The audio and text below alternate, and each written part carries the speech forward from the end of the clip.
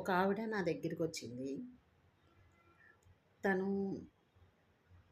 కాలు ఒక యాక్సిడెంట్‌లో కాలు అనేది విరిగిపోయింది తనకి. తనకెన్నో కోరికలున్నాయి. చాలా పైకి రావాలి, సక్సెస్ అవ్వాలి, చెయ్యాలి అని చెప్పి.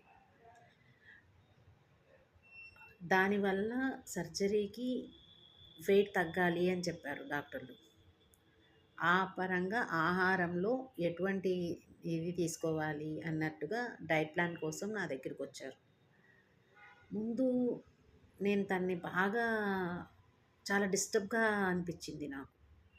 అది నేను చూసాను, చెప్పాను. తనతో కాసేపు మాట్లాడాను, కౌన్సెలింగ్ ఇచ్చాను.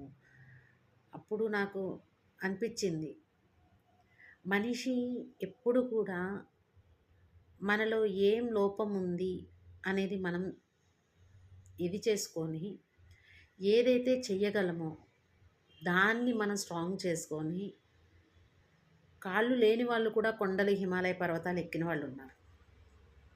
అవునా కాదా?